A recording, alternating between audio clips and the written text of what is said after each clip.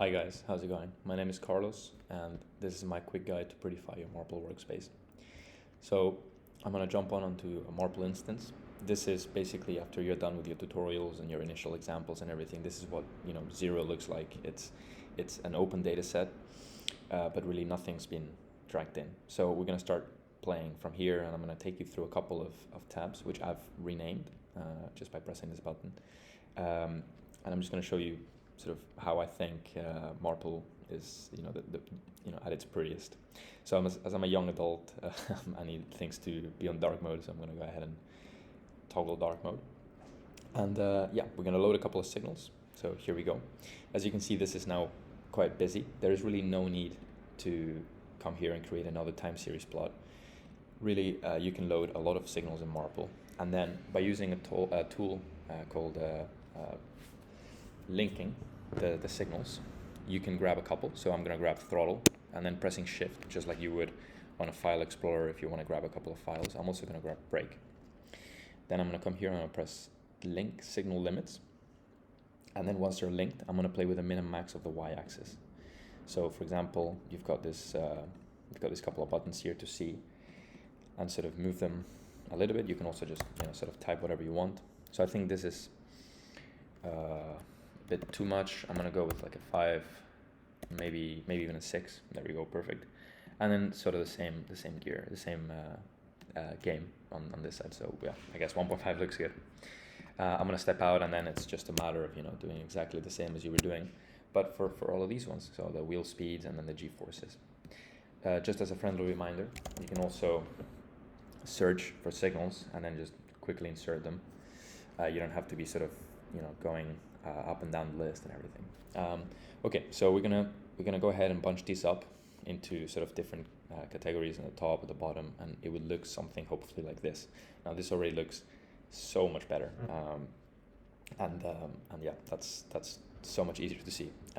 When I have single signals, such as the driver steering, what I like to do to create a more sort of visual analysis is create boundaries on them. So driver steering, as we can see, sometimes goes up to 60 degrees, right? For the most part, it stays pretty non-angly, if you want to call it that.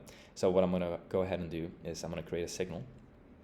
In my case, my signal is already created, but it's going to be a custom signal without any interference from one of our existing signals.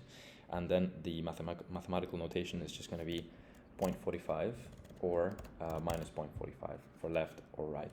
And I'm going to call it steering 45 left and steering 45 right. As you can see, the signals already exist, so I'm just going to cancel them. I'm going to come here and I'm going to add them, just like that.